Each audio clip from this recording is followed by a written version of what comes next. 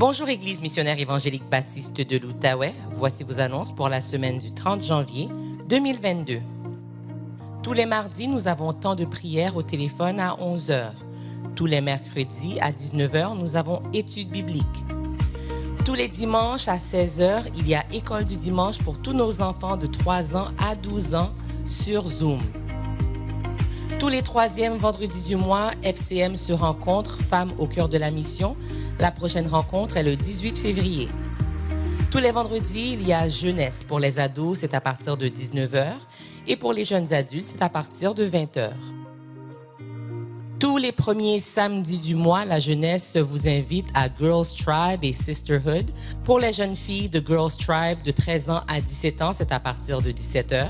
Et pour les jeunes femmes, Sisterhood est à partir de 19 h. Tous les premiers et troisièmes samedis du mois, nous avons Groupe des hommes. La prochaine rencontre est le 5 février. Tous les groupes Connexion continuent de se rencontrer aux semaines. Si vous n'avez pas de groupe Connexion ou de groupe de quartier, veuillez nous écrire à info@emebo.org. Veuillez mettre dans votre calendrier notre temps de prière avant la Sainte Seine. Ce sera vendredi le 4 février à partir de 19 h. Dimanche prochain, nous irons à la table du Seigneur. Veuillez préparer les éléments habituels qu'on utilise comme symbole pour notre belle célébration.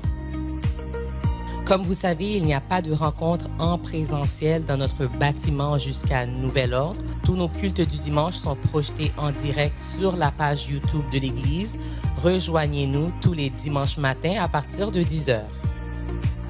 Pour les dîmes et les offrandes, nous le faisons par virement Interac. L'adresse est trésorerie@emebo.org. Dans la section questions, vous mettez l'objet de votre don et le mot de passe est Emebo84 en minuscule. Un message très important de la trésorerie. La trésorerie a commencé à vous envoyer vos reçus pour votre déclaration d'impôt 2021. Si vous n'avez rien reçu, il est très important de regarder dans vos pourriels ou vos courriels indésirables. Si vous ne trouvez rien, vous devez contacter la trésorerie par courriel à trésorerie@emebo.org. Quand vous contactez la trésorerie, vous devez le faire avec le courriel que vous aimeriez qu'ils utilisent pour vous contacter. Et s'il vous plaît, ajoutez votre adresse postale complète pour compléter votre dossier. Nous souhaitons un joyeux anniversaire à tous ceux qui célèbrent un anniversaire de naissance, de mariage ou de conversion cette semaine. Joyeux anniversaire! Si vous nous visitez peut-être pour la première, deuxième ou troisième fois, nous vous souhaitons la bienvenue parmi nous. Si vous avez un besoin ou une question, n'hésitez pas de nous contacter par les moyens à l'écran, tout en vous souhaitant un bon culte et une bonne adoration. Nous vous souhaitons une bienvenue au nom de Jésus-Christ au service de louange de l'Église missionnaire évangélique baptiste de l'Outaouais, situé à 84 rue de Loi, secteur Hall. On vous reçoit dans ce beau nom de Jésus-Christ et nous nous joignons avec le reste de l'Église universelle à chanter ses louanges.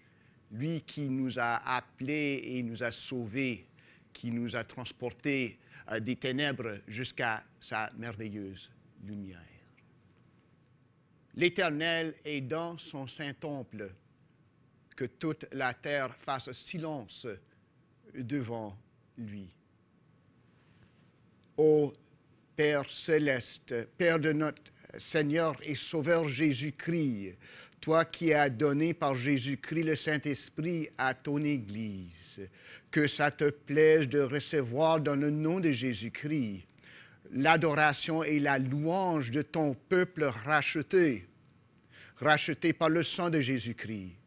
Toi, ô Éternel, tu te trouves dans ton Saint-Temple, auquel tu nous as donné accès par le sang de Jésus-Christ, par lequel nous pouvons nous approcher avec assurance et humilité, sachant que le Père qui nous aime nous a frayé le chemin pour venir ensemble dans le nom de Jésus-Christ, dans sa présence, pour apporter à notre Père, dans le nom de Jésus-Christ et par le pouvoir du Saint-Esprit, la louange dont tu, ô Éternel, es digne. Nous ne sommes pas au temple actuellement, mais nous sommes rentrés dans ton temple à cause de Jésus-Christ. Reçois, nous te demandons, ô Éternel, au nom de Jésus-Christ, notre adoration, que ça soit plaisant pour toi, que ça chante tes louanges, que ça nous établisse de plus en plus fermement dans la foi, une fois livrés au Saint. Nous te demandons ça, ô Père, au nom de Jésus. Amen. Disposons nos cœurs à adorer l'Éternel.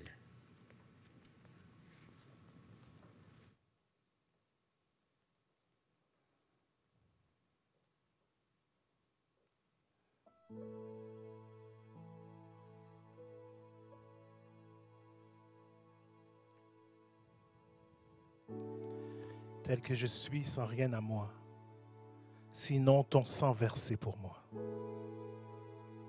Et ta voix qui m'appelle, agneau de Dieu, je viens.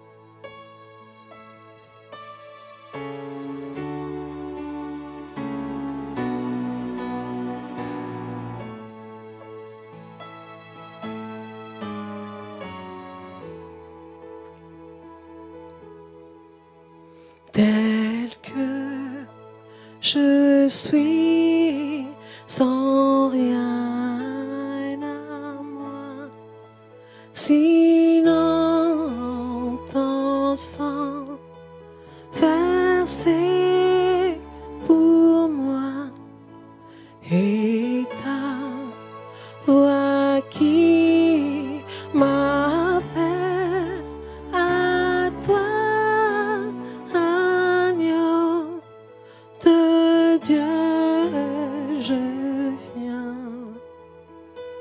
Je viens, tel que je suis, bien vacillant, en proie au doute, à chaque instant, luttant dehors, craintant dedans, agneau de Dieu, je viens, je viens, je m'abandonne, je crois en toi, je crois en toi. Tu me pardonnes et tu me reçois, et tu me reçois. Je te les donne. Prends tous mes choix. Jésus, je suis à toi. Jésus, je suis à toi. Tel que je suis, ton cœur est prêt à prendre le mien, à prendre le mien tel qu'il est, pour tout changer, pour tout changer, Sauveur parfait, agneau de Dieu, je viens. oh oui Seigneur, je viens. Je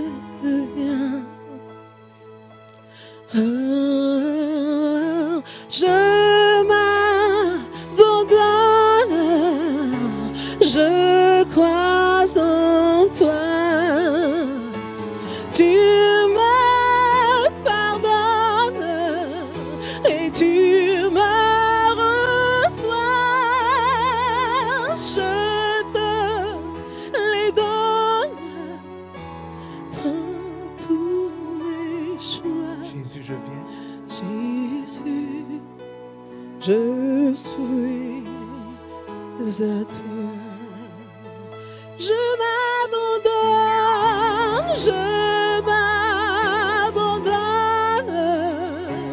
je crois en toi.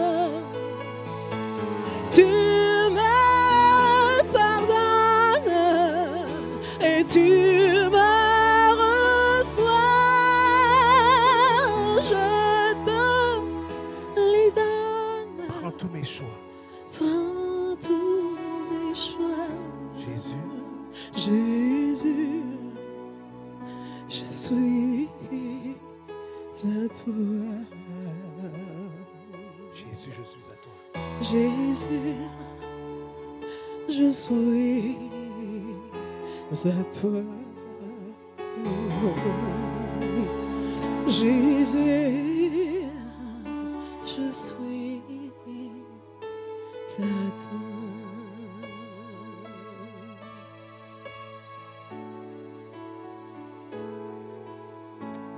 Tel que nous sommes, Seigneur, nous venons à toi ce matin. Nous te donnons tous nos choix, Seigneur. Nous nous abandonnons à toi. Pardonne-nous, reçois-nous, Seigneur, et agrée cette adoration. Dans le précieux nom de ton Fils Jésus. Amen. Nous allons continuer notre adoration avec la lecture qui sera projetée pour vous et qui se trouve ce matin dans le psaume 145.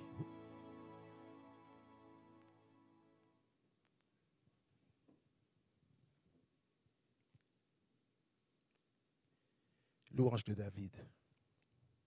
Je t'exalterai, ô mon Dieu, mon roi, et je bénirai ton nom à toujours et à perpétuité. Chaque jour, je te bénirai, et je célébrerai ton nom à toujours et à perpétuité. L'Éternel est grand et très digne de louange, et sa grandeur est insondable. Que chaque génération célèbre tes œuvres et publie tes hauts faits. Je dirai la splendeur glorieuse de ta majesté. Je chanterai tes merveilles. On parlera de ta puissance redoutable et je raconterai ta grandeur. Qu'on proclame le souvenir de ton immense bonté et qu'on célèbre ta justice. L'Éternel est miséricordieux et compatissant, lent à la colère et plein de bonté. L'Éternel est bon envers tous et ses compassions s'étendent sur toutes ses œuvres. Toutes tes œuvres te loueront, ô Éternel, et tes fidèles te béniront. Ils diront la gloire de ton règne et ils proclameront ta puissance. Pour faire connaître au Fils de l'homme ta puissance et la splendeur glorieuse de ton règne. Ton règne est un règne de tous les siècles et ta domination subsiste dans tous les âges. L'Éternel soutient tous ceux qui tombent et il redresse tous ceux qui sont courbés. Les yeux de tous espèrent en toi, et tu leur donnes la nourriture en son temps. Tu ouvres ta main, et tu rassasies à souhait tout ce qui a vie. L'Éternel est juste dans toutes ses voies, et miséricordieux dans toutes ses œuvres. L'Éternel est près de tous ceux qui l'invoquent, de tous ceux qui l'invoquent avec sincérité. Il accomplit les désirs de ceux qui le craignent. Il entend leurs cris et il les sauve. L'Éternel garde tous ceux qui l'aiment et il détruit tous les méchants. Que ma bouche publie la louange de l'Éternel et que toute chair bénisse son saint nom, à toujours et à perpétuité. Amen. Amen. Que ma bouche publie la louange de l'Éternel et que toute chair bénisse son saint nom. Comme au jour du prophète Élie, mes frères et sœurs, comme au jour du serviteur Moïse, dans la vision d'Ézéchiel, ou même au sein du serviteur David, nous voulons dire, voici, il vient. Voici, il vient.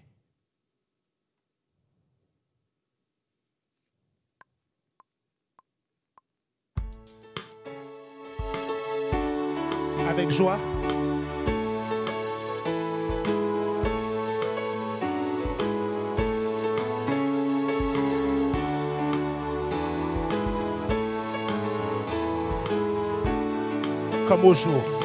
Comme au jour du prophète Élie, qui parlait au nom du Seigneur.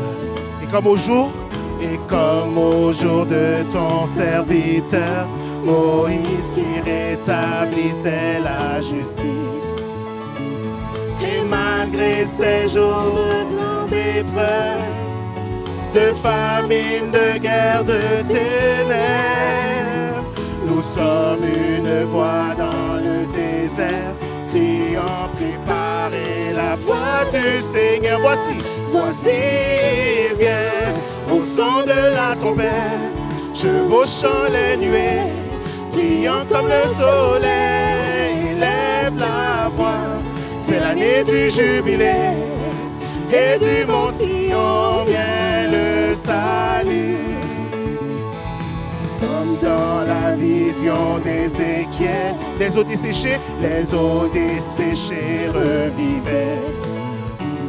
Et comme au jour de ton serviteur, David relevant l'autel de louange. Voici le temps de la récolte. Voici le temps de la récolte.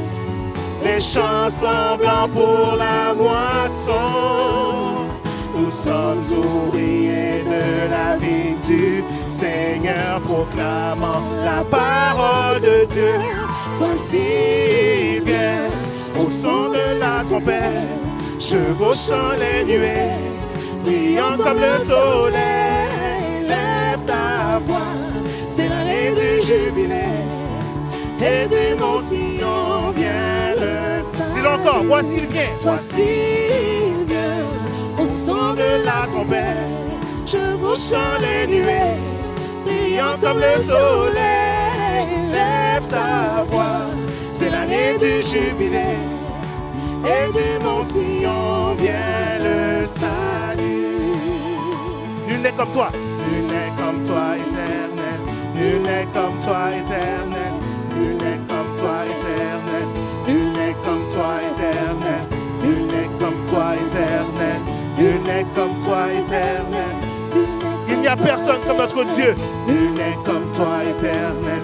Nul n'est comme toi, éternel. Nul n'est comme toi, éternel. Nul n'est comme toi, éternel. Nul n'est comme toi, éternel. Nul n'est comme toi, éternel.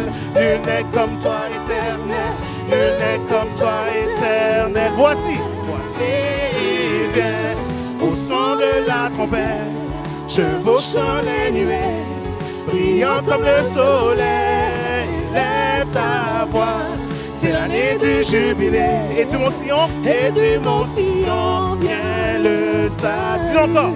Voici il vient, au son de la trompette, chevauchant les nuées, brillant comme le soleil, lève ta voix. C'est l'année du jubilé, et du mont Sion vient le salut. Élève ta voix.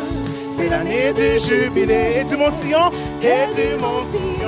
vient le salut. Dis-le encore. Élève ta voix. C'est l'année du jubilé, et du mont Sion vient le salut.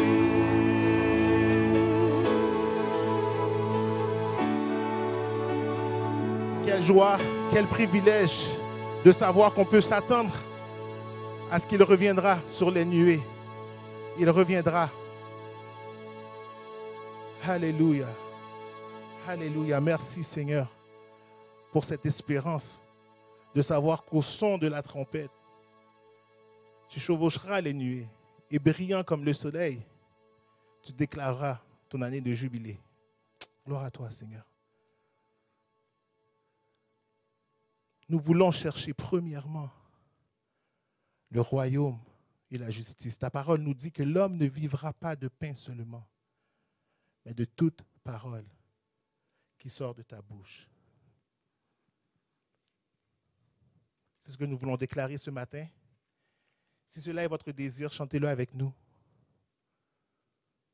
cherchez d'abord le royaume de Dieu.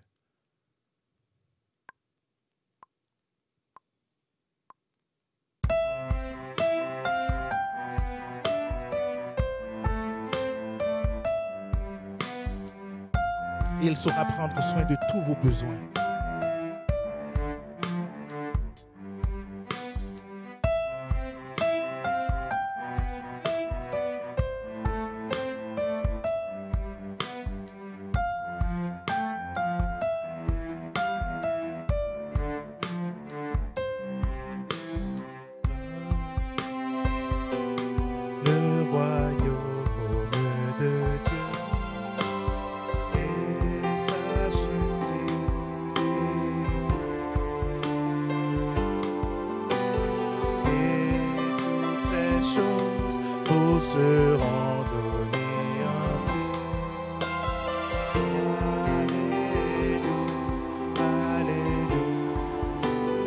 Chantez-le avec moi.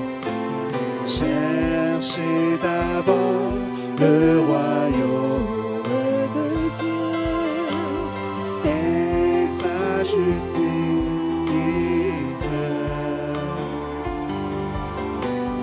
et toutes ces choses vous seront données en plus. Alléluia, Alléluia.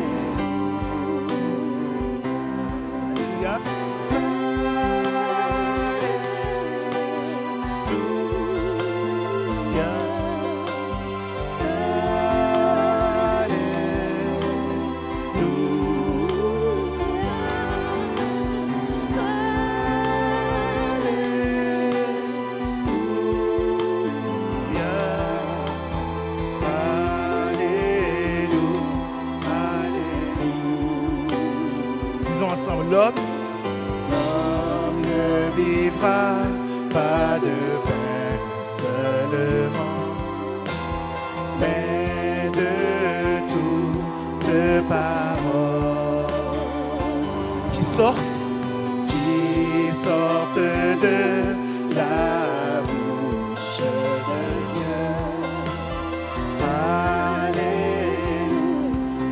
Alléluia. De tout ton cœur, dis Alléluia.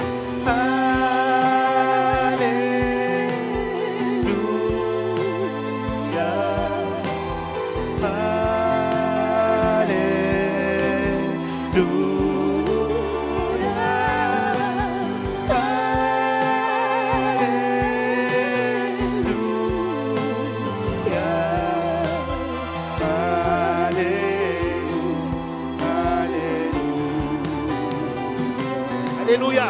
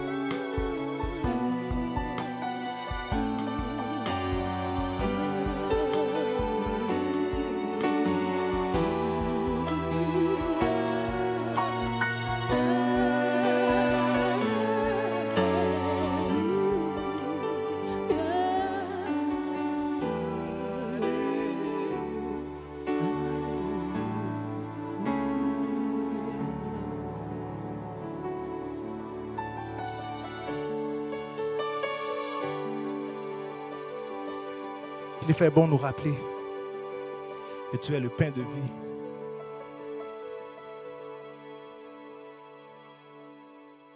Rompu pour mes péchés. Que ton corps sur cette croix était meurtri pour me sauver. Je me rappelle la coupe déversée par amour et cette alliance par ton sang qui me redonne la vie.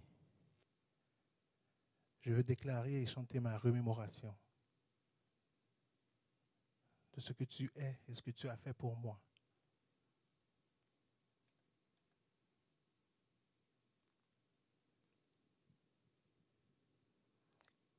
En silence dans ton cœur, parle à ton Dieu ce matin.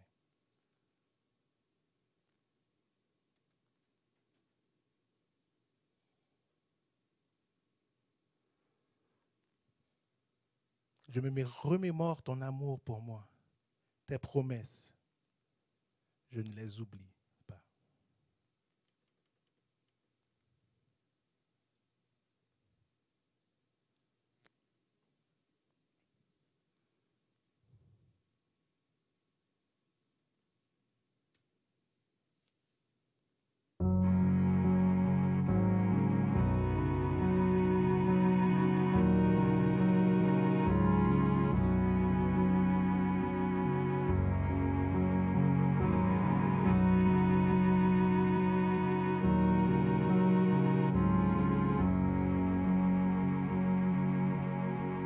Tu es le pain de vie,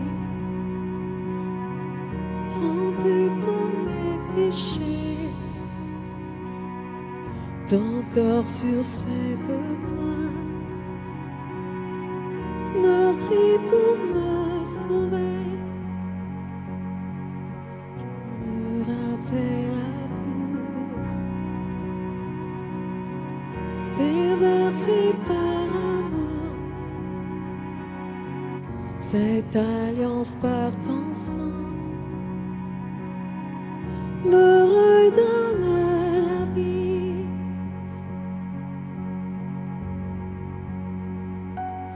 Alléluia, je me remémore ton amour pour moi. Alléluia, tes promesses je n'oublie pas.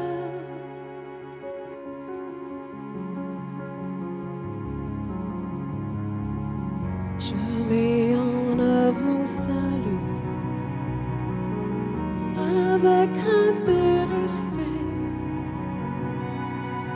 et marchant dans tes voies. Jésus, tu règnes en moi. Alléluia, je me remémore ton amour pour moi.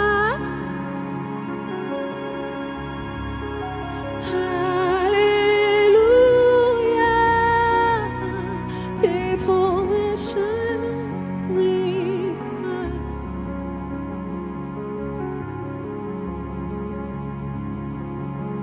Si jamais je m'éloigne de toi, si jamais je renie ta grâce, rappelle-moi le prix payé. Alléluia, je me remémore ta vie.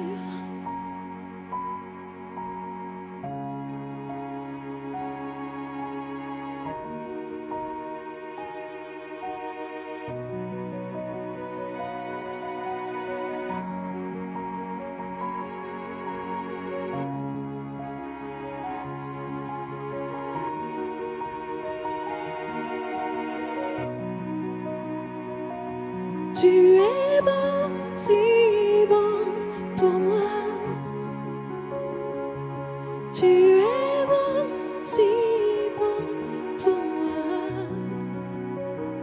Et quand sera-t-il de ma vie sans toi, Seigneur, sans toi, Seigneur? Tu es bon, si pour moi, tu es bon, si bon pour moi. Et quand sera-t-il de ma vie sans toi, Seigneur, sans toi, Seigneur? Tu es si bon. Tu es bon, si bon pour moi. Tu es bon, si bon pour moi.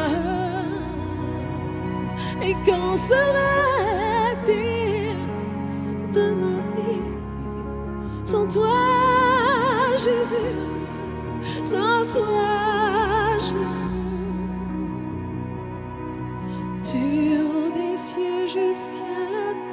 et traversant tout l'univers, ta grâce est venue jusqu'à moi. Jusqu'au moment de ton retour et jusqu'à la fin de ma course, montre-moi que tu as en moi. Alléluia.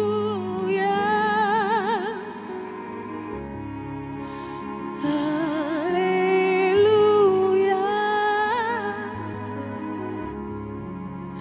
Alléluia. Je me remets dans ta vie.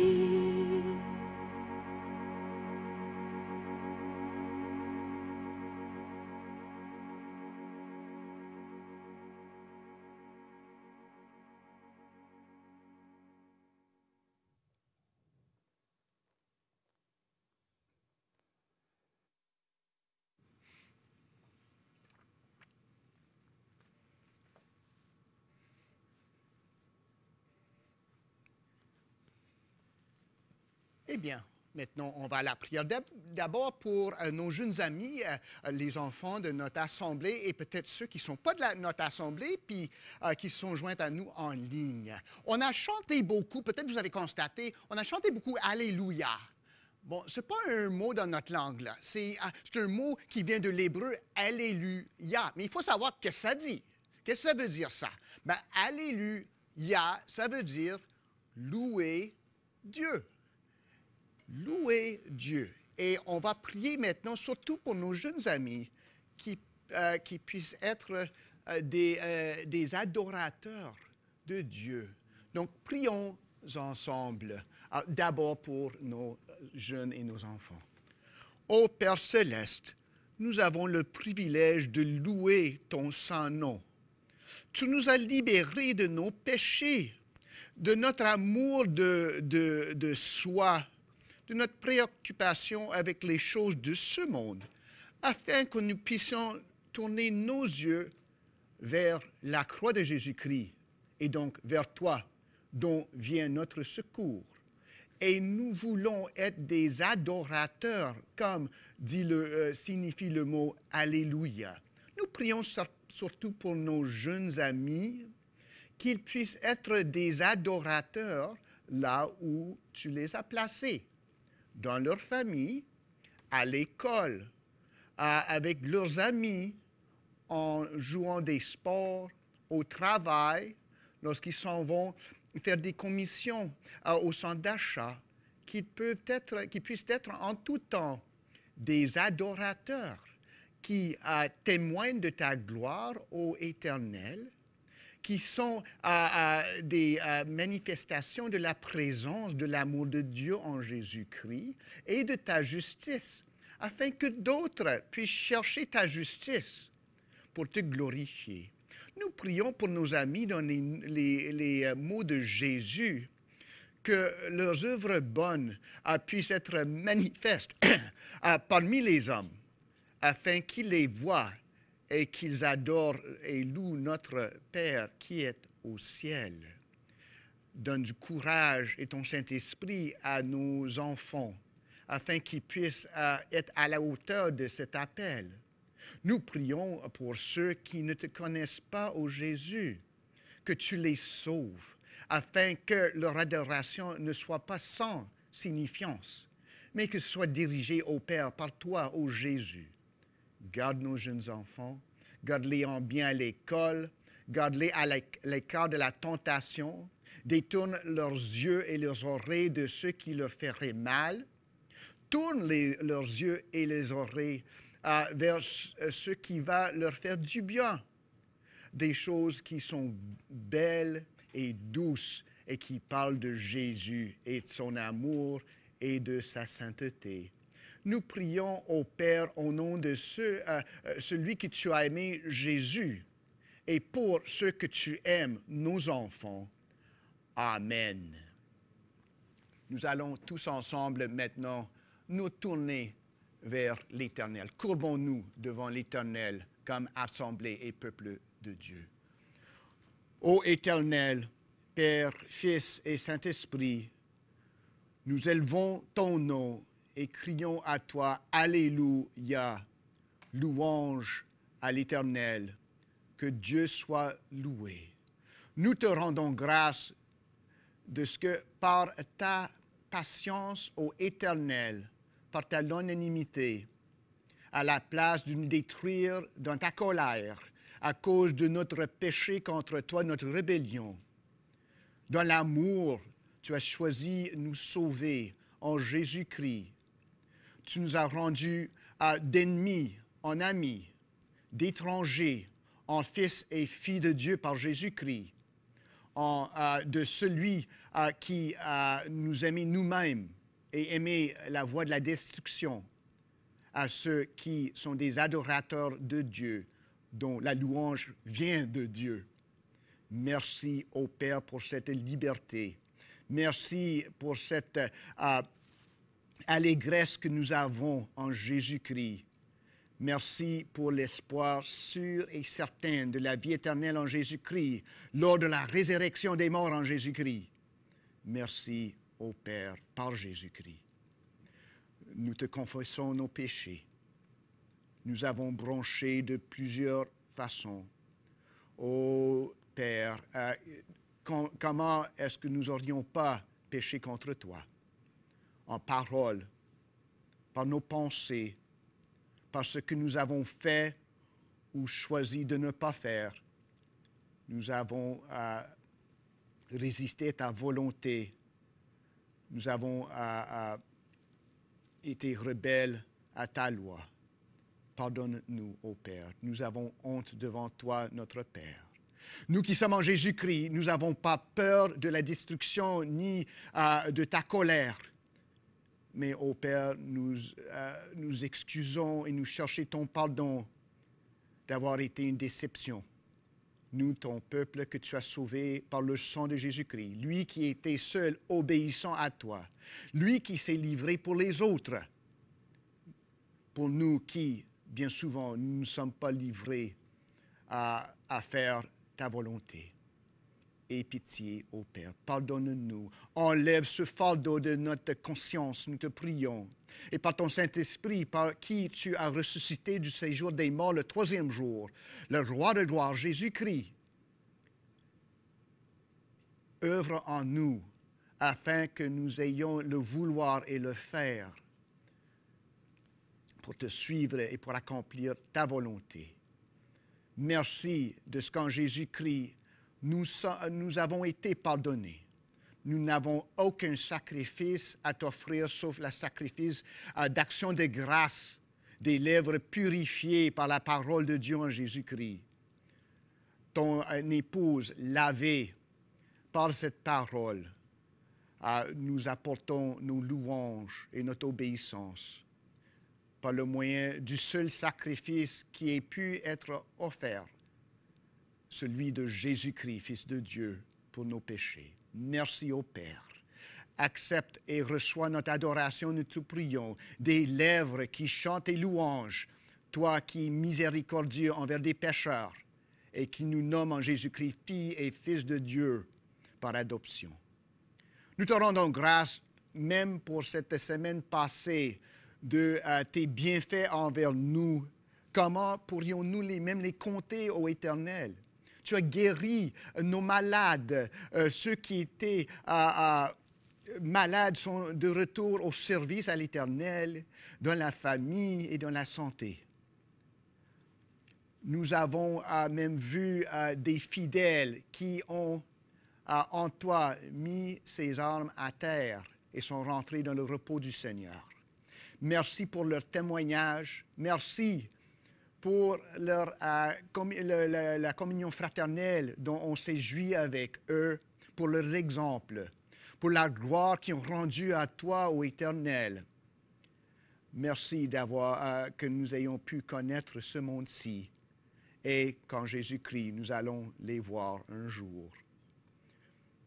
Merci pour la libération la liberté d'adoration que nous avons. Bien que nous soyons exclus de nos bâtiments, nous ne sommes jamais par aucun mandat exclus du temple de Dieu, parce que c'est toi, Jésus, par ton sang, qui nous a donné accès. Que nous puissions être vraiment avec hardiesse, prêts à profiter de cette liberté d'accès. Que même si on n'entre pas dans nos bâtiments, que nous entrerions dans la présence de Dieu en Jésus-Christ pour chanter tes louanges. Merci, ô Éternel, pour cette grande liberté. Merci pour la plus grande liberté que tu nous donnes nos péchés et de la condamnation. Tu nous as libérés pour connaître la liberté des fils et filles en Jésus-Christ.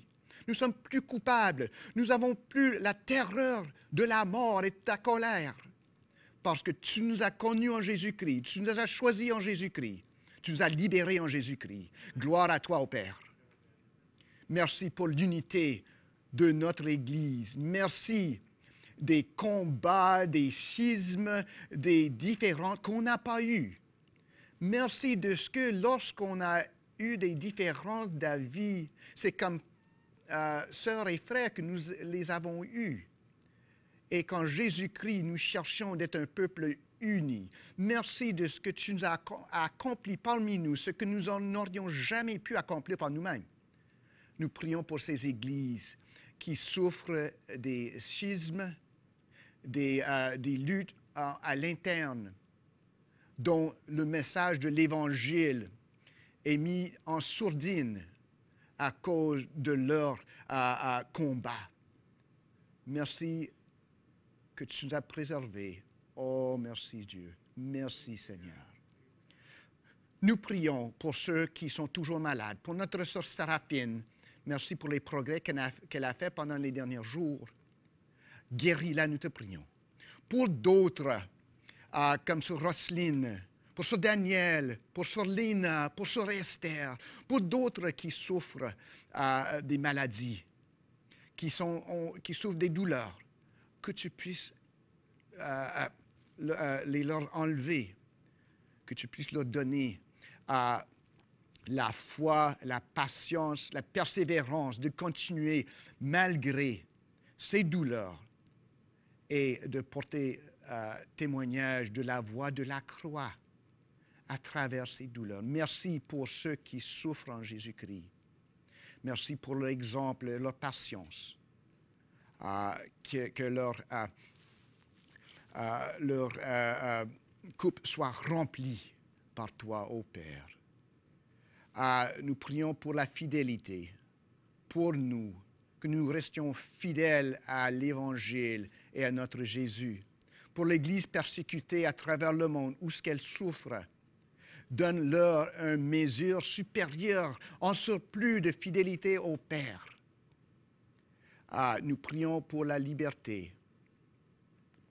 Dans les chaînes de l'Évangile, que nous puissions nous exprimer librement, dans les contraintes que nous donne Jésus-Christ, en amour et sans haine, sans rancune envers les autres, mais en disant la vérité, comme celui qui a été injurié, mais n'a pas répondu de cette façon, mais s'est remis au juste juge, que nous puissions faire ainsi. Nous prions pour notre Premier ministre Justin Trudeau, son gouvernement, pour le Premier ministre Legault et son gouvernement, qu'il puisse gouverner avec sagesse, avec humilité. Protège ces hommes et femmes que tu as mis à notre tête. Aide-nous à toujours prier pour eux, même lorsqu'on n'est pas d'accord. Nous prions pour notre unité comme pays. Nous prions pour les manifestants ici et l'autre bord de la rivière, qu'il y ait de la paix, qu'il n'y ait pas de violence, que le monde puisse se sentir en sécurité. Et pour nos sœurs et frères qui se nombrent parmi eux, qu'ils puissent parler non pas au nom de la liberté, mais de Jésus-Christ qui seul donne liberté. Qu'ils puissent être de bons témoins, même pendant ces manifestations. Nous prions pour la police, qu'ils puissent avoir une réponse mesurée. Et nous te rendons grâce pour tous les agents de sécurité et les agences qui nous aident dans ce beau pays et de cette belle ville de vivre en paix. Et nous prions pour nous-mêmes, enfin, que nous soyons comme Jésus l'a été, des agents de paix au foyer, au travail, dans l'Église, dans les rues, afin que notre témoignage ne parle pas de nous-mêmes, mais de toi, ô Jésus, au nom de qui ce nous osons prier. Amen. Disposons-nous à écouter la parole de Dieu et la prédication de notre pasteur Frankie Narcisse.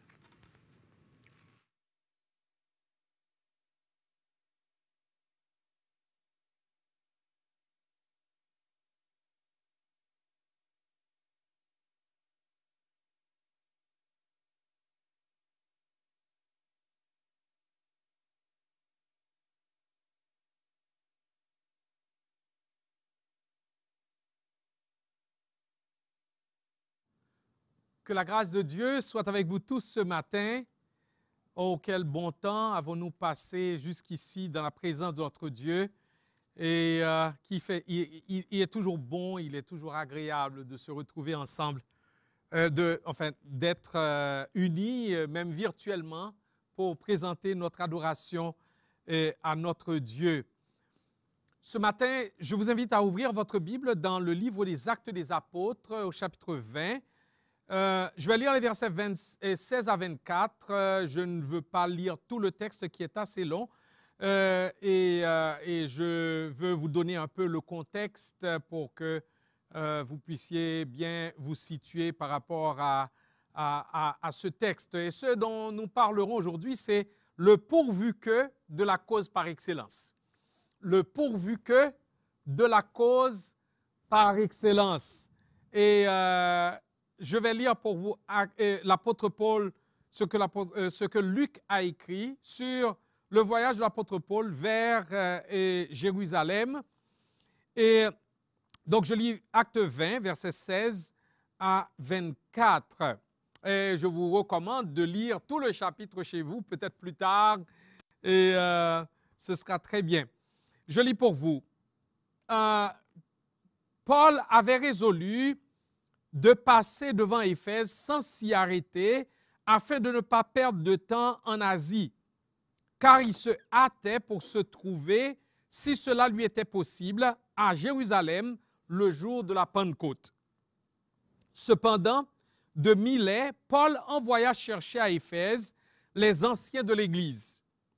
Lorsqu'ils furent arrivés vers lui, il leur dit: « Vous savez de quelle manière, depuis le premier jour où je suis entré en Asie, je me suis sans cesse conduit avec vous, servant le Seigneur en toute humilité, avec larmes et au milieu des épreuves que me suscitaient les embûches des Juifs.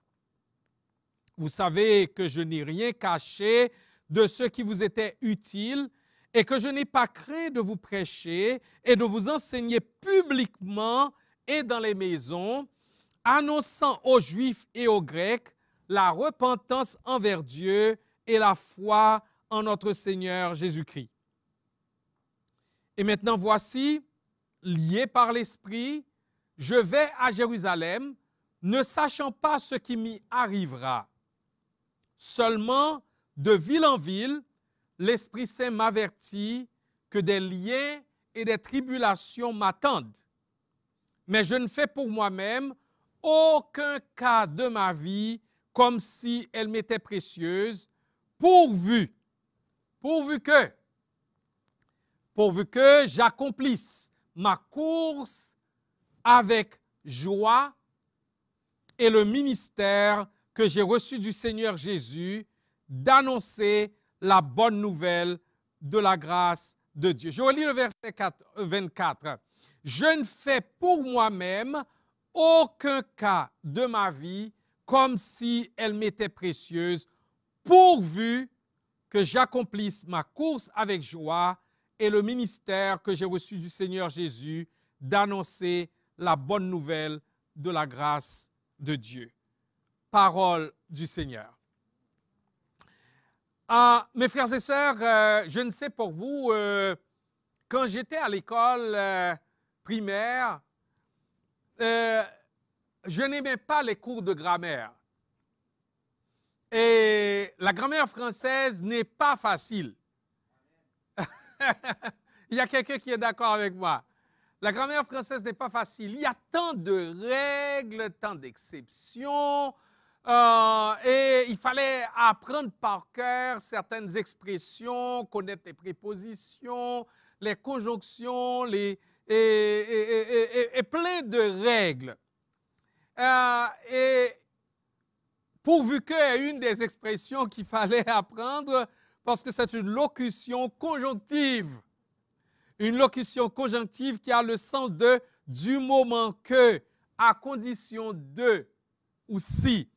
Cette expression est suivie d'un subjonctif indique la condition nécessaire et suffisante pour que l'action de la principale se réalise. Ou cette expression sert à exprimer un souhait. Alors, si vous ne comprenez rien, ne vous en faites pas. C'était le cas pour moi. Mais il fallait apprendre cela.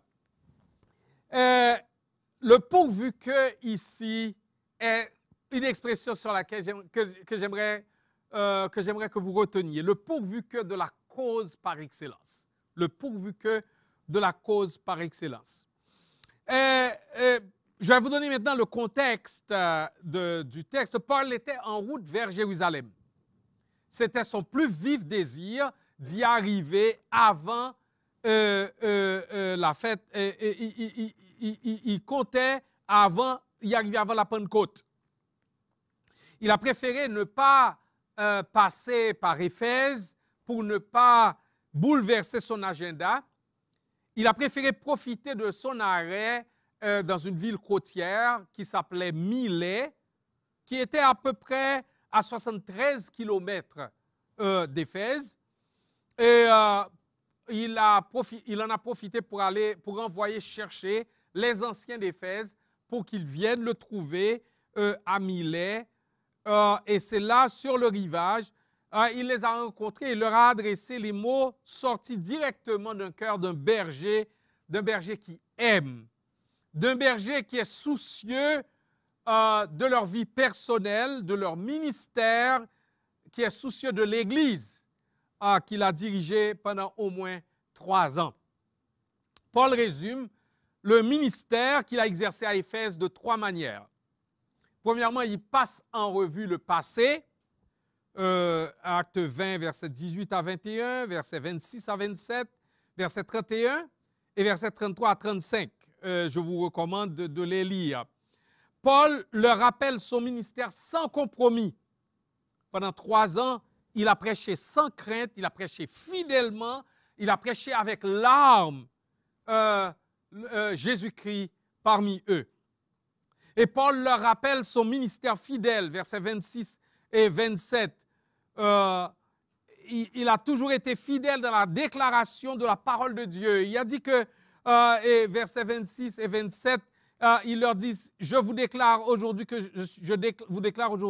que je suis pur du sang de vous tous, car je vous ai annoncé tout le conseil de Dieu sans en rien cacher.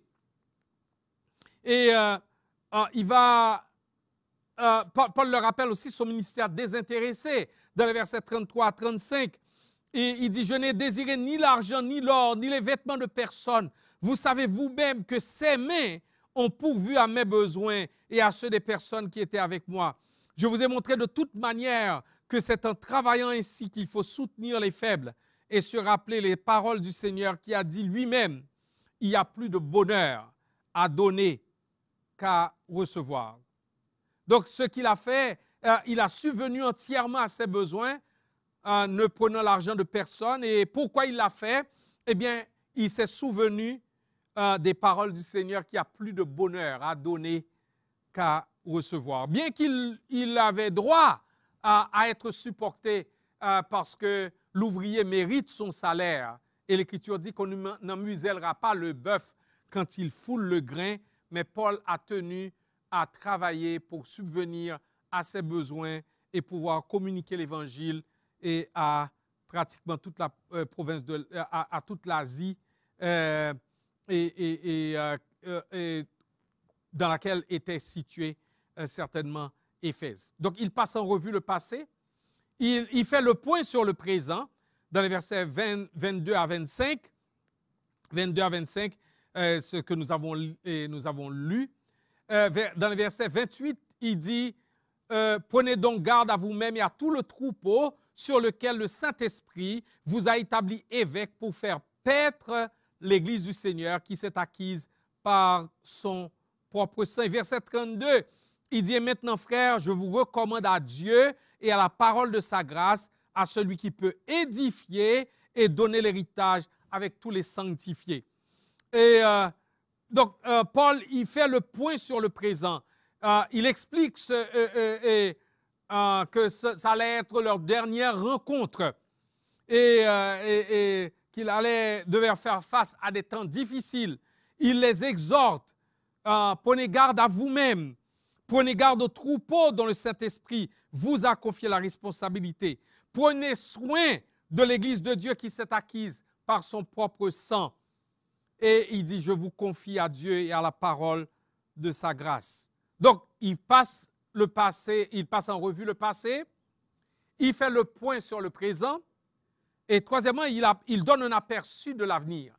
Il donne un aperçu de l'avenir, versets 29 et 30. Versets 29 et 30. « Je sais qu'il s'introduira parmi vous, après mon départ, des loups cruels qui n'épargneront pas le troupeau, et qu'il s'élèvera plutôt du milieu de vous, des hommes qui enseigneront des choses pernicieuses pour entraîner les disciples après eux. Veillez donc, vous souvenant que durant 3 années, je n'ai cessé nuit et jour d'exhorter avec larmes chacun de vous. » Paul les avertit de se méfier des faux enseignants dans l'Église qui allaient se manifester. Et il parle de l'iniquité de ces hommes au verset 29. Il parle de l'identité de ces hommes. Ils viendront même de l'intérieur de l'Église. Et lorsque Paul eut fini de parler, il s'est agenouillé et il a prié avec ces anciens-là, ces hommes de Dieu qui avaient la responsabilité de paître le troupeau à Éphèse. Et il a prié avec eux, il a prié pour eux.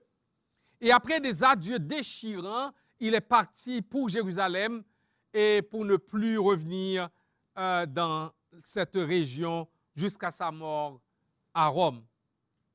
J'aimerais moins aujourd'hui prendre le temps de décortiquer l'extraordinaire message d'adieu de Paul que de parler des circonstances de son message, de ce qui en a été le focus et de ce que nous devons entre autres apprendre de cet épisode de la vie de Paul. J'en parle particulièrement dans un contexte où nous sommes au début d'une nouvelle année. Nous sommes dans des circonstances particulières où nous ne savons pas de quoi sera fait l'avenir. Et il y a à la fois ce que nous savons de ce que l'Écriture nous a dit, mais il y a plein de détails que nous ignorons. Et c'était aussi le cas pour l'apôtre Paul parce que il y a quelques... et en Acte 20, nous savons que plutôt en Acte 21, versets 12 à 14, eh bien, Paul va avoir encore plus de détails puisqu'il y a un prophète du nom d'Agabus qui va aller le voir à Césarée. Et nous lisons Acte 21, versets 12 à 14. Et Agabus a parlé, Acte 21, versets 12 à 14.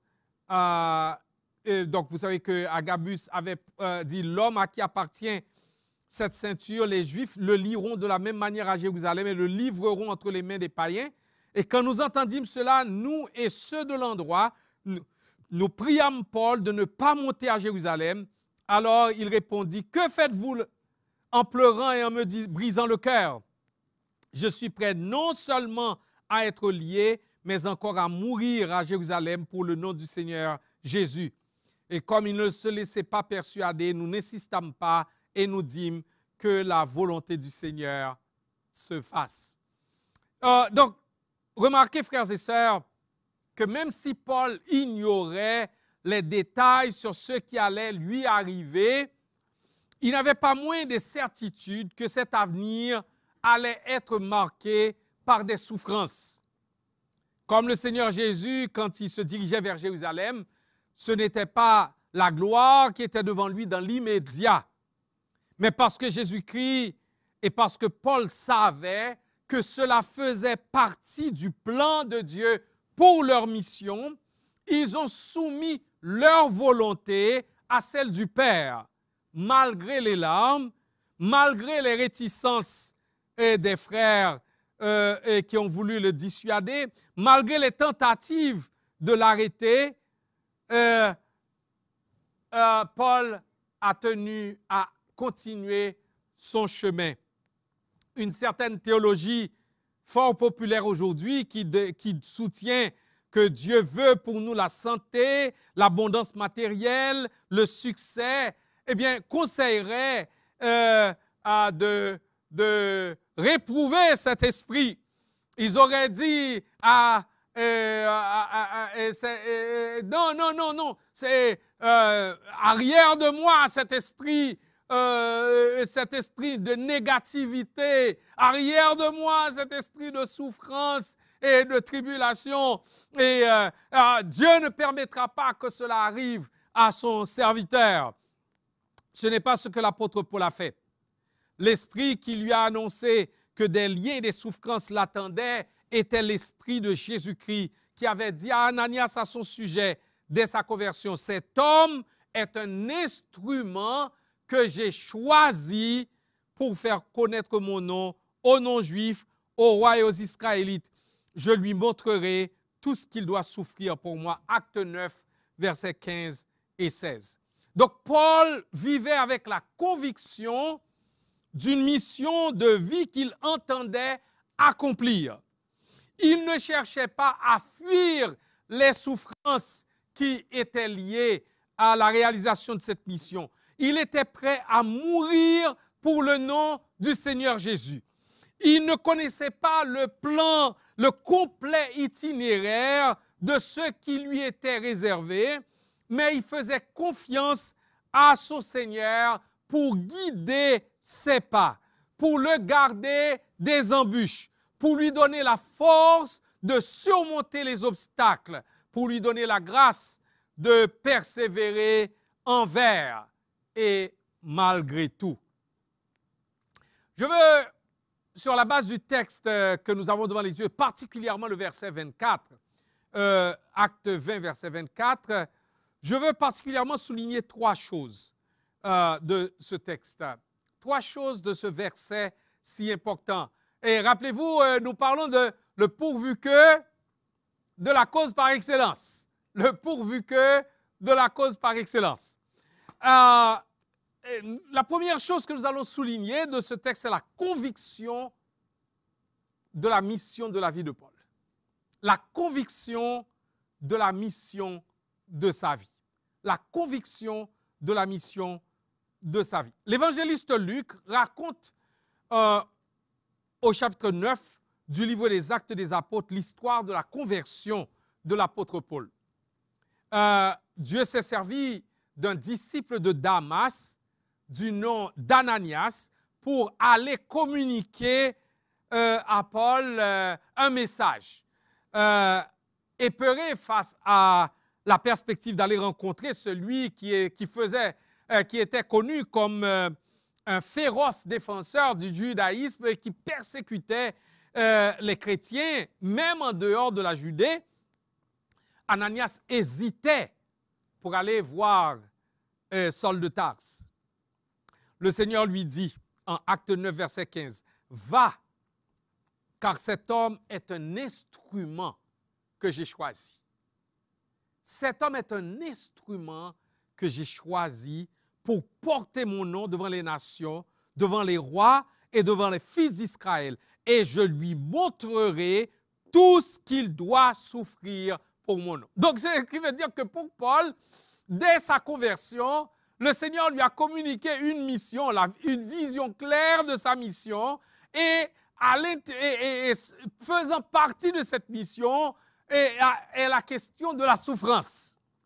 Donc, ce n'est pas quelque chose qui va venir comme un cheveu sur la soupe mais c'est quelque chose qui fait partie de la réalisation même de cette mission. C'était on ne peut plus clair. L'apôtre Paul était de métier, il était faiseur de tentes. Et il était aussi pharisien, et on dit que les pharisiens, on recommandait qu'ils aient quelque chose, qu'ils aient un métier. Et c'était pour Paul le moyen de gagner sa vie, honnêtement, décemment. On pourrait dire que c'était sa profession. Le travail étant un mandat divin, avoir une profession est honorable. Le mandat de travailler a précédé la chute. Dieu a donné le mandat de... Le travail, ce n'est pas une malédiction. Le travail qui est devenu dur est une malédiction. Mais le travail, c'est une bénédiction. Dieu l'a voulu avant la chute. Et par le travail, l'homme collabore avec Dieu dans la préservation de la création et dans le bien-être de son prochain. Et l'homme trouve le moyen de pourvoir à ses propres besoins, aux besoins des siens, et je pourrais dire aussi pour contribuer aux travaux de l'œuvre de Dieu et aussi aide ceux qui sont dans le besoin. L'apôtre Paul travaillait de ses mains. Son travail était un moyen très honorable et voulu par Dieu, et c'était un moyen de supporter la mission de sa vie. Paul pouvait changer de métier, pouvait changer de profession, mais il ne pouvait pas changer de mission. Et là, j'aimerais bien que vous compreniez très bien et la profession que vous avez est un moyen que Dieu vous donne pour supporter votre mission. Et il faut éviter de confondre les fins et les moyens. Votre profession n'est pas une fin en soi. Votre carrière n'est pas une fin en soi. Et lorsque vous mettez toutes vos énergies simplement là, vous passez à côté de ce que Dieu veut pour vous, qui vous appelle à être médecin, qui vous appelle à être avocat, qui vous appelle à être secrétaire et à vous occuper de sécurité, d'être infirmière, auxiliaire, administrateur ou autre. C'est louable, c'est voulu par Dieu, c'est peut-être pour vous ce que Dieu veut, mais ne confondez pas les fins avec les moyens. Vous êtes appelés à une mission générale qui est confiée à tous les disciples de Jésus-Christ, faire des disciples. Mais à l'intérieur de tout cela, Dieu, dans son Église, avec les dons qu'il vous a confiés, avec l'appel particulier qu'il peut avoir pour vous, il peut vous appeler à une chose particulière. Moi, je suis convaincu, dès l'âge de 11 ans, qu'il m'a appelé au ministère de la prédication de l'Évangile. Et il m'a convaincu par ce message prêché par un pasteur dans l'église de mon enfance sur Ésaïe chapitre 6, verset 8. « Qui enverrai-je? Qui marchera pour nous? » Et Ésaïe a répondu, « Me voici, envoie-moi. » Et moi, dans mon jeune cœur, je sais que j'ai répondu, « Me voici, envoie-moi. » Et il y avait toute cette présentation de l'œuvre de Dieu à travers le monde, les grands besoins. Et lorsqu'il parlait de milliards, et moi, je ne comprenais pas ce que ça représentait, milliards, mais pour moi, c'était beaucoup. Il parlait de tous ces peuples qui n'avaient pas encore entendu l'Évangile, qui ne disposaient pas d'une Bible. Et il dit qu'il faut qu'il y ait des hommes et des femmes qui se lèvent pour partir, pour aller gagner ces personnes à Jésus-Christ. Et j'ai dit, me voici, envoie-moi. Mais Dieu t'a donné aussi un appel particulier. Et peu importe la profession que vous avez, vous êtes ouvrier avec le Seigneur dans cela. Daniel était un homme d'État. Il a travaillé sous plusieurs empereurs pendant qu'il était en captivité. Pendant qu'il était en captivité. Mais Daniel a fait son travail du mieux qu'il a pu. Et on ne trouvait rien à lui reprocher dans son travail. Mais dans un certain sens, la finalité de tout cela n'était pas simplement le travail. Parce que la première chose que nous devons avoir là où le Seigneur nous a placés, c'est une bonne conduite. Et au milieu des païens, une bonne conduite, afin que là même où ils vous calomnient, comme si vous étiez des malfaiteurs, ils voient vos bonnes œuvres et glorifient Dieu au jour où il les visitera. Mais comment ils seront visités si véritablement ma vie n'est pas une Bible ouverte auprès des gens avec qui je travaille, que cela puisse les amener à poser la question, pourquoi es-tu si différent? Pourquoi es-tu si différent? Qu'est-ce qui fait que tout le monde est en train de paniquer avec Covid? Toi, tu es si calme. D'où vient que tu es passé par tant d'afflictions et tu n'es pas tombé dans la dépression? Eh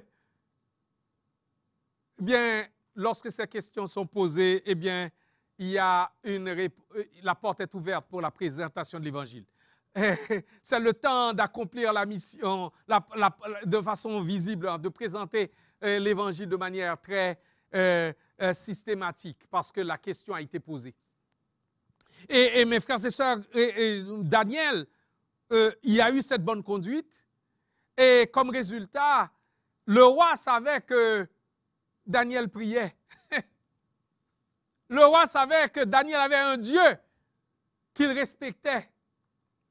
Et lorsqu'il est allé lui parler, après qu'on lui jeté dans la fosse aux lions, eh bien, lorsqu'il est revenu le lendemain, il a dit, Daniel, est-ce que ton Dieu, le Dieu que tu sers, est-ce qu'il a pu te délivrer?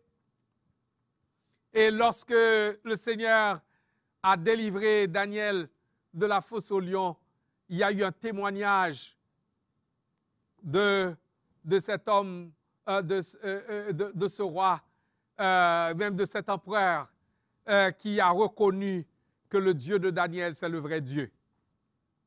C'est là où Dieu veut nous amener. Là où tu es au travail, tu n'es pas là simplement pour gagner un chèque de paye. Tu es là pour représenter Jésus-Christ. Tu es là pour avoir un témoignage jusqu'à ce que tes collègues de travail et tes patrons viennent à la connaissance de Jésus-Christ. Oh non, demain matin, tu ne vas pas débarquer au travail avec ta Bible pour sauter dans le bureau du médecin, de votre patron pour lui dire « Mon pasteur m'a dit que je suis en mission, alors je viens vous parler. » Non, non, non, non, non, c'est pas ce que je t'ai dit. Tu vas avoir une bonne conduite.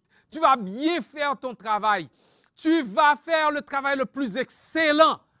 Et le moment va venir où réellement la question va être posée parce que les gens vont voir la différence. Ils vont entendre aussi de ta bouche, grâce à Dieu, ils vont entendre de ta bouche des expressions qui vont les intriguer et à un moment donné, ils poseront des questions pour savoir ce que ça veut dire. Donc, je veux vous dire que l'apôtre Paul était certainement faiseur de tentes, mais faire des tentes n'était pas la mission de Paul. Ce n'était pas la mission de Paul. C'était le moyen que Dieu donnait à Paul pour exercer pour la mission. Alors, peu importe la profession que tu as, Dieu peut t'appeler réellement à exercer une profession. Et nous prions que ce soit le cas pour toi. Et bien, que ce soit un moyen que tu utilises certainement pour gagner ton pain à la sueur de ton front, mais aussi que ce soit le moyen d'accomplir la mission que Dieu a pour ta vie. Et dans l'Ancien Testament, Dieu a utilisé plusieurs personnes dans l'histoire de la rédemption et pour les amener à apporter leur contribution jusqu'à ce que le Rédempteur vienne. Et lorsque le Rédempteur est venu, le Seigneur continue à choisir des hommes et des femmes pour continuer à porter son message jusqu'à ce qu'il revienne. Et Abraham, Isaac, Jacob ont joué leur rôle. Joseph a joué son rôle. Moïse et Josué ont joué leur rôle. David a joué son rôle. Et ainsi de suite. Et durant la captivité babylonienne, Esther a joué son rôle. Et Néhémie a joué son rôle. Et Esdras a joué son rôle. Et quand les temps furent accomplis, l'Éternel a choisi Marie, une adolescente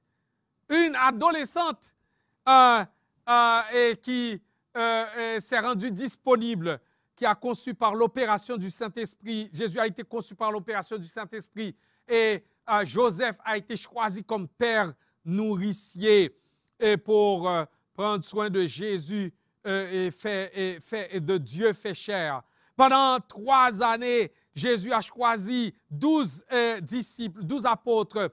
Et après avoir accompli l'œuvre parfaite de la rédemption pour le pardon des péchés et la réconciliation avec son Père, il a confié à 11 d'entre eux la mission d'aller par tout le monde faire des disciples, d'abord à Jérusalem, dans toute la Judée, dans la Samarie et jusqu'aux extrémités de la terre. Matthieu 28, versets 18 à 20. En acte 20, acte 9 plutôt, le Seigneur est allé à la rencontre de Paul sur le chemin de Damas et il lui a confié ce qui allait être la mission de sa vie. Et du jour de cette rencontre avec le ressuscité jusqu'au jour où Paul a parlé avec les anciens d'Éphèse, rien d'autre n'a été au centre de sa vie, au centre de ses pensées, au centre de ses priorités que Jésus-Christ, sa mort, sa résurrection et l'extraordinaire message qui y était lié. Jésus est le seul sauveur. Le salut est par la grâce seule et par la foi seule. Et c'est ce focus clair qui a porté Paul à tout mettre dans cette perspective et à dire « Je ne fais aucun cas de ma vie comme si elle m'était précieuse. Je ne fais pour moi-même aucun cas de ma vie comme si elle m'était précieuse. Pourvu que, et vous vous rappelez, le pourvu que de la cause par excellence. Pourvu que je ne fais aucun cas de ma vie comme si elle m'était précieuse, pourvu que. En d'autres termes, l'instinct de conservation n'était pas sa plus grande priorité. Jouer des pieds et des mains pour rester en vie n'était pas sa préoccupation première. Survivre n'était pas le point focal de son attention. Oh, bien sûr, il n'allait pas se jeter du haut d'une montagne. Il n'allait pas vivre de manière imprudente. Mais il n'était pas outre mesure obsédé par son instinct de conservation. Jésus n'avait-il pas dit qui de vous, par ses inquiétudes, peut ajouter une coudée à la durée de sa vie? Matthieu 6, verset 27. Je me rappelle, en 2011, il y avait une mission qui devait se faire en République dominicaine. Et j'ai aidé dans la préparation de cette mission, mais je ne comptais pas y aller. Il y a des personnes que je connais qui devaient aller à cette mission. Et la mission était prête et quelques jours auparavant, on nous a appelés pour nous faire savoir que le pasteur qui préparait l'arrivée de l'équipe, eh bien, il a eu un accident de moto et il est décédé. C'était vraiment des émotions fortes pour l'équipe. Et le dimanche de la semaine où l'équipe devait partir, eh bien, le pasteur qui devait aller enseigner en République dominicaine et qui s'était vraiment bien préparé pour cette mission, il a été à une rencontre pastorale et au retour chez lui, il a frappé un orignal. C'était au Nouveau-Brunswick. Il a frappé un orignal et on a dû le transporter par hélicoptère à Moncton. Et le lendemain, on l'a opéré et durant l'opération, il est mort.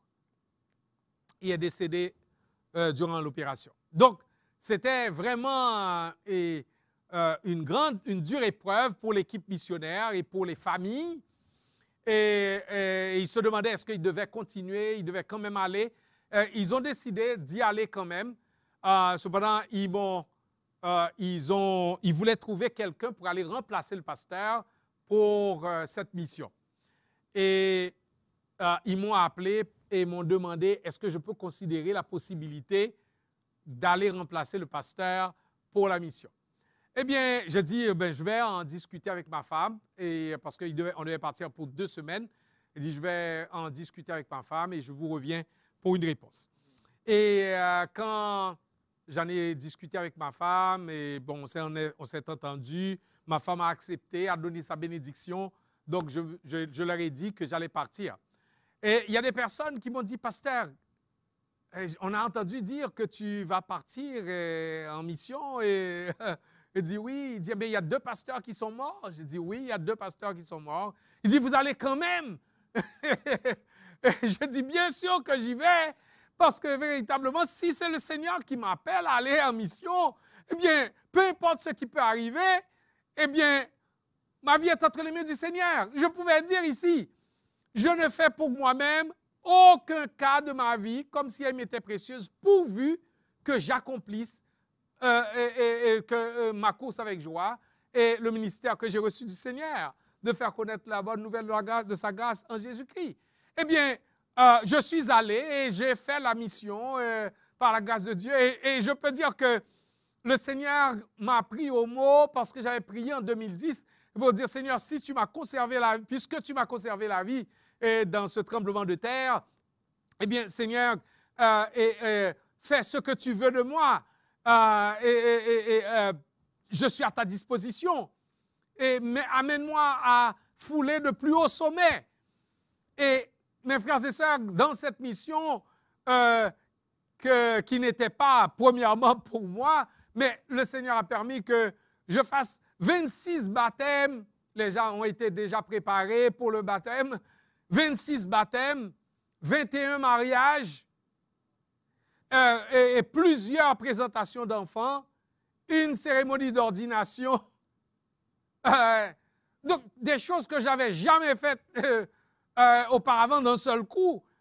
Et c'était dans le plan de Dieu que je fasse cela dans ce seul voyage missionnaire.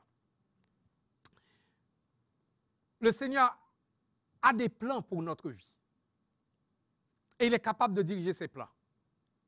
C'est à nous de nous rendre disponibles pour qu'il nous emploie.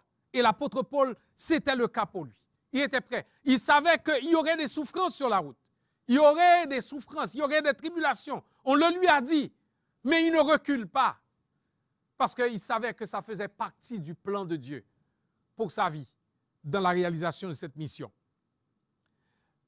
Je ne fais pour moi-même aucun cas de ma vie comme si elle m'était précieuse, pourvu que de la cause par excellence.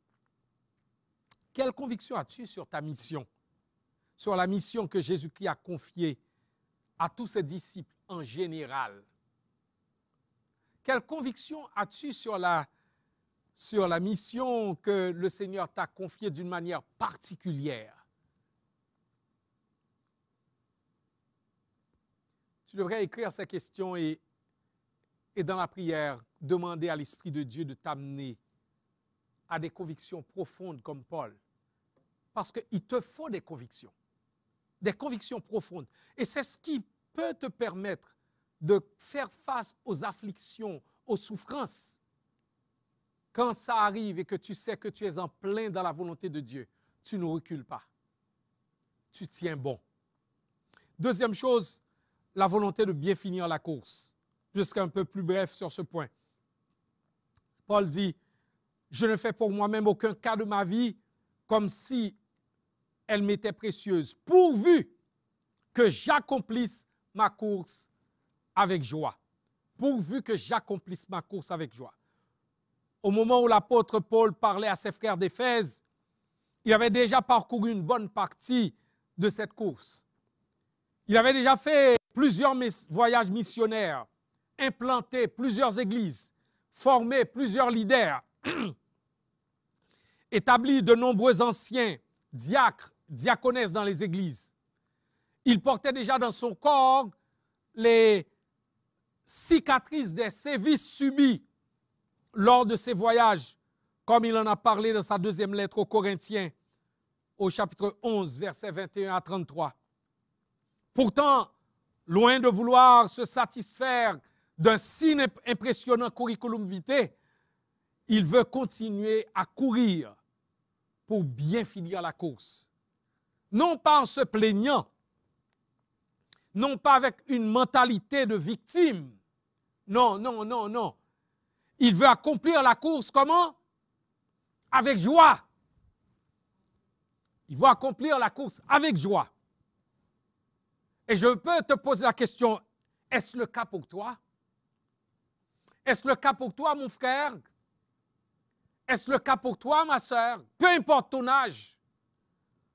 Veux-tu accomplir ta course avec joie?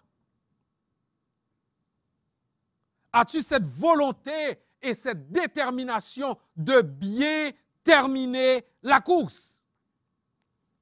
Il y a ces jours-ci tant et tant d'obstacles sur le chemin.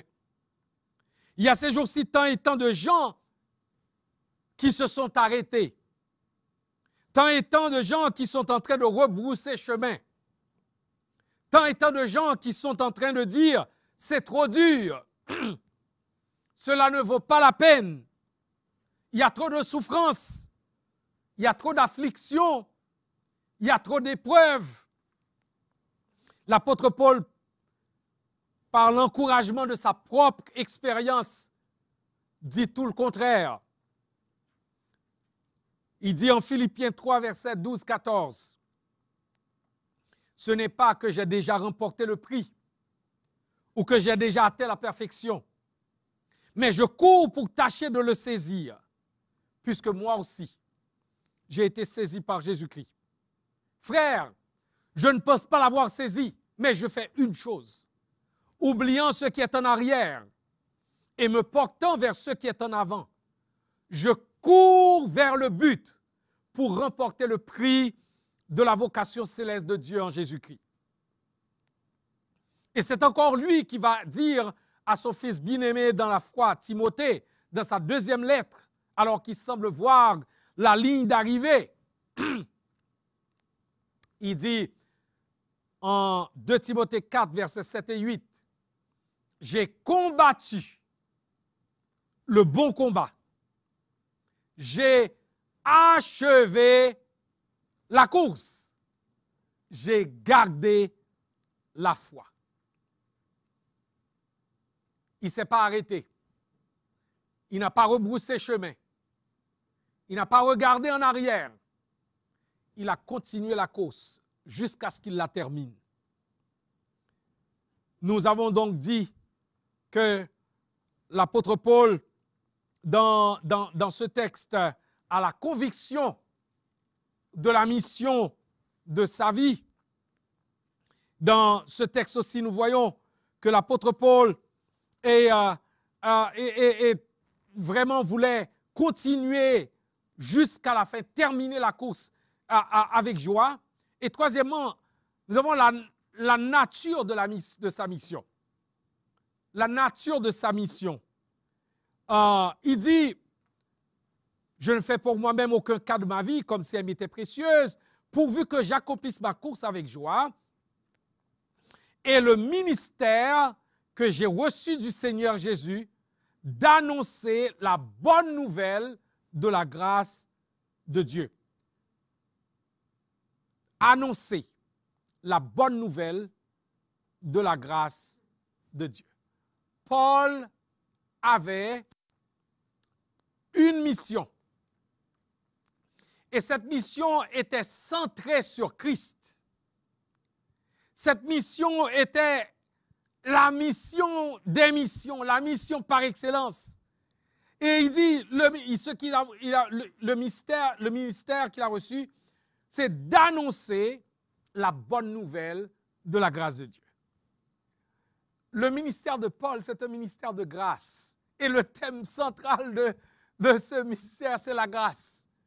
La grâce, c'est la faveur imméritée de Dieu.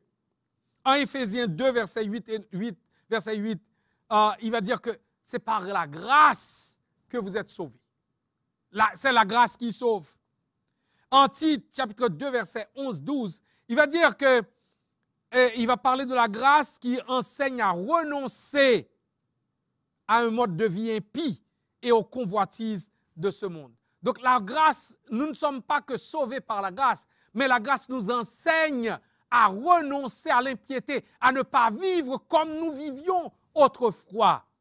Et si vous comprenez que réellement, parce que la grâce est disponible, je peux vivre comme je veux, je peux faire ce que je veux, là où le péché abonde, la grâce surabonde, vous n'avez pas compris la grâce. Parce que la grâce enseigne à renoncer à l'impiété, aux convoitises mondaines. Mais c'est aussi une grâce qui soutient. Une grâce qui soutient. Le ministère de Paul ne consistait pas à faire la promotion d'une nouvelle religion, à susciter des controverses avec ses anciens coreligionnaires pour établir la supériorité du christianisme sur le judaïsme. La proclamation de la bonne nouvelle du salut par grâce en Jésus-Christ sur la base de sa mort à la croix était la mission à laquelle Paul se donnait jusqu'à l'épuisement. Il se donnait jusqu'à l'épuisement. Ses priorités, ses projets, ses voyages, ses fréquentations, la manière dont il voyait les gens, son passé, son présent et son futur. Bref, sa vie, tout tournait autour de ce message. On pourrait dire que pour Paul, un jour, une semaine, une année, une décennie passée sans que ce message et cette mission seraient au centre, c'est du pur gaspillage. C'est du gaspillage. Sans cette mission qui est au centre, ne parlez pas de succès. Ce serait un succès selon le monde, mais pas selon Dieu. Parce que pour Dieu, tout tourne autour de son Fils, de sa mort, de sa résurrection, de la grâce qu'il offre en lui. La grâce qu'il offre en lui.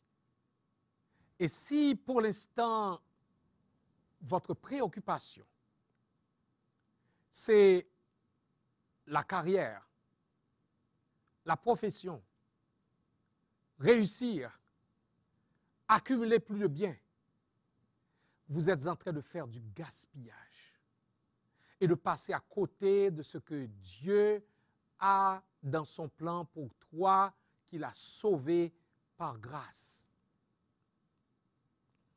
Permettez que je vous cite ces mots si profonds et mélodieux à mes oreilles, ces mots du pasteur anglais Charles Spurgeon, commentant Acte 20, verset 24 dans un message intitulé « Un évangile pour lequel il vaut la peine de mourir ». Un évangile pour lequel il vaut la peine de mourir. Il a dit ceci, et je le cite. Prêtez attention, s'il vous plaît, à ces mots.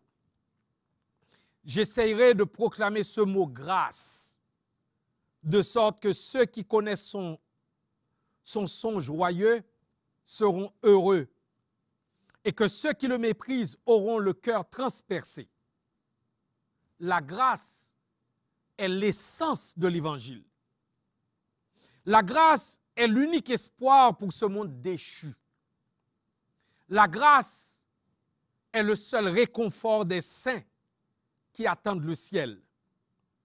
Laissez-moi essayer d'expliquer brièvement comment l'Évangile est la bonne nouvelle de la grâce. L'Évangile est une annonce que Dieu est prêt à traiter l'homme coupable sur la base de la faveur gratuite et de la pure miséricorde. Il n'y aurait aucune bonne nouvelle à dire que Dieu est juste, car en premier lieu, ce n'est même pas une nouvelle. Nous savons que Dieu est juste.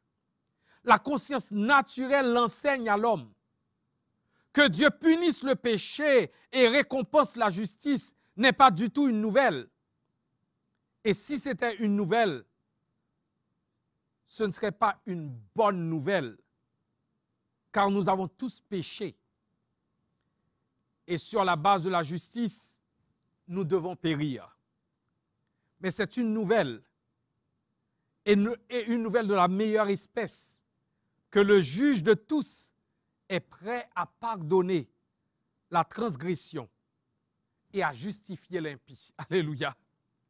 C'est une bonne nouvelle pour le pécheur que le Seigneur efface le péché, le couvre de justice et l'accueille dans sa faveur. Et cela non pas en raison de ce qu'il a fait ou fera, mais par la grâce souveraine. Il continue pour dire, bien que nous soyons tous coupables, sans exception, et tous justement condamnés pour nos péchés, Dieu est prêt à nous retirer de la malédiction de sa loi et à nous donner toute la bénédiction des hommes justes par pur acte de miséricorde. Rappelez-vous comment David a vu cela et en a parlé dans le 32e psaume. Heureux celui dont la transgression est remise, à qui le péché est pardonné. Heureux l'homme à qui le Seigneur n'impute pas l'iniquité et dans l'esprit duquel il n'y a point de fraude. C'est un message pour lequel il vaut la peine de mourir. Alléluia. C'est un message pour lequel il vaut la peine de mourir. Que par l'alliance de la grâce, Dieu peut être juste et en même temps justifier l'impie qui croit en Jésus. Que Dieu soit miséricordieux et gracieux et qu'il soit prêt à bénir les plus indignes est une nouvelle merveilleuse. Alléluia. Une nouvelle merveilleuse qui mérite qu'un homme passe sans vie à la raconter. Mon cœur bondit à l'intérieur de moi quand je le répète dans cette salle et que je dis aux pénitents, aux découragés et aux désespérés que bien que leur péché mérite l'enfer, la grâce peut leur donner le ciel et les rendre aptes à le recevoir. Et cela comme un acte souverain d'amour, tout à fait indépendant de leur caractère ou de ce qu'ils méritent. Parce que le Seigneur a dit, j'aurai pitié de qui j'aurai pitié, et j'aurai compassion de qui j'aurai compassion. Il y a de l'espoir pour les plus désespérés. Puisque ce n'est pas de celui qui veut, ni de celui qui court, mais de Dieu qui fait miséricorde. Romains 9, verset 16. Il y a une porte ouverte à l'espoir pour ceux qui autrement pourraient désespérer. Le message de l'Évangile est de la grâce parce qu'il s'adresse à ceux dont la seule revendication est leur besoin. Fin de citation. Oh, je n'ai pas pu résister à la tentation de vous citer ces mots si justes, si profonds, si bouleversants. Ces mots qui poussent le cœur croyant à exploser en action de grâce et en louange. Mais ces mots qui condamnent le pécheur impénitent. Parce que toi qui n'as pas la vie éternelle et le pardon de tes péchés, ce n'est pas parce que la provision n'a pas été faite. Ça peut être parce que tu refuses cette grâce qui t'est offerte. Et ce que tu dois faire, c'est par la foi tendre la main pour recevoir cette grâce qui t'est offerte en Jésus-Christ, le seul Sauveur et le seul Seigneur que Paul a prêché jusqu'à donner sa vie et que nous devons prêcher aussi jusqu'à aller même à donner notre vie pour que d'autres entendent ce message et soient sauvés. Nous finissons ici, mes frères et sœurs, avec 3 applications très, très rapides. Subissez-vous des épreuves en lien avec le service de Jésus-Christ? Ne vous inquiétez pas.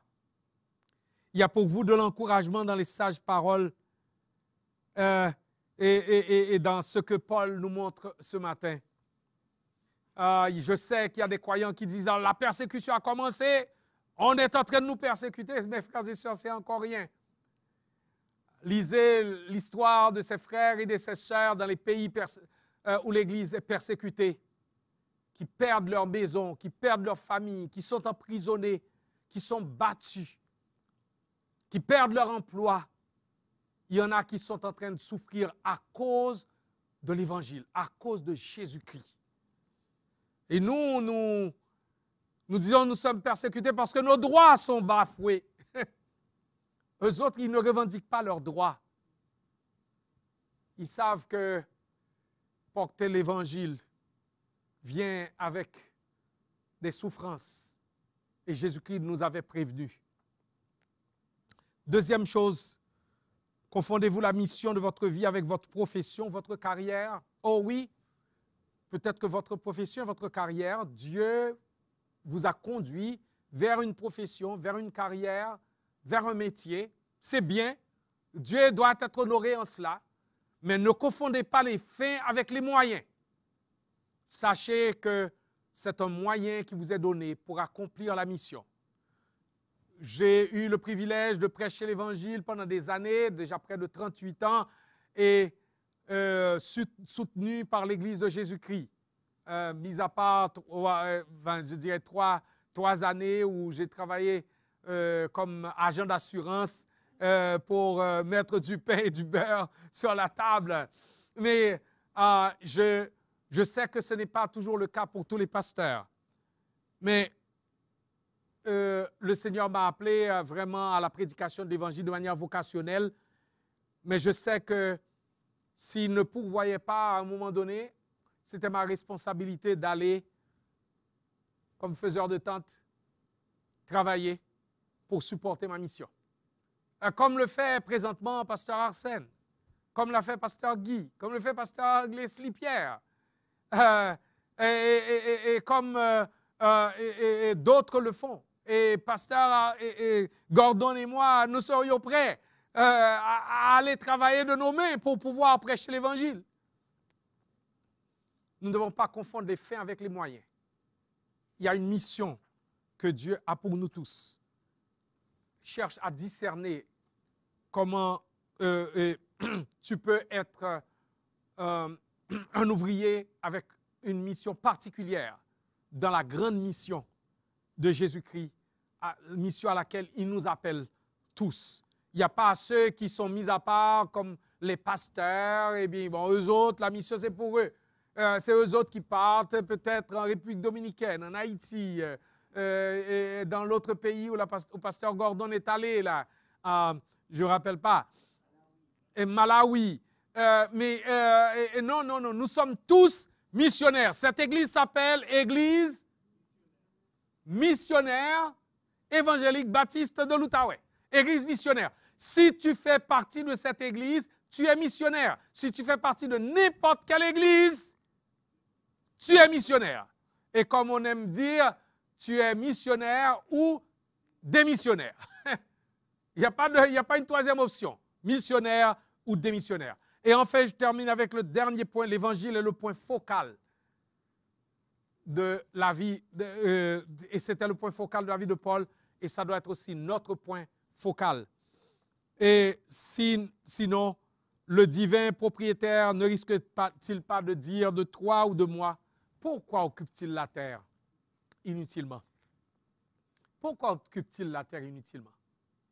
Que le Seigneur bénisse sa bonne parole et que cette parole fasse son œuvre dans nos cœurs pour que cette semaine, tout le peuple de Dieu se lève pour dire « Je suis en mission. Seigneur, je suis disponible. Me voici. Envoie-moi et emploie-moi pour la gloire de ton Saint-Nom. » Père Céleste, que ta parole soit bénie dans nos cœurs et qu'elle ne revienne point à toi sans effet, sans avoir accompli ta volonté et réalisé tes desseins. Nous prions que tu remplisses le cœur de chaque membre, de chaque adhérent de cette Église, de ces personnes qui ont entendu ce message et qui se sont déjà engagées envers Jésus-Christ, afin que Père, ils soient des missionnaires dynamiques, des missionnaires qui œuvrent pour toi cette semaine, pour la gloire de Jésus-Christ. Nous te demandons de nous aider à avoir au milieu des païens une bonne conduite, afin que là même où ils nous calomnient, ils voient nos bonnes œuvres et te glorifient au jour où tu les visiteras. Accorde-nous ces faveurs par les mérites de Jésus, notre Seigneur et Sauveur. Amen. Eh bien, recevons la bénédiction, mes frères et sœurs. Et alors que vous partez, allez, mes frères et sœurs, dans le nom de Jésus, allez proclamer la bonne nouvelle du salut et vivre l'Évangile là où le Seigneur vous appelle à vivre, à travailler, à étudier. Allez, faites tout le bien possible, à toute personne possible, en tout lieu possible, par tous les moyens possibles. Faites tout le bien possible, au nom et pour la gloire de Jésus, notre unique Seigneur et Sauveur. Allez dans la paix du Seigneur. Bon dimanche, bonne semaine et bonne mission à chacun de vous.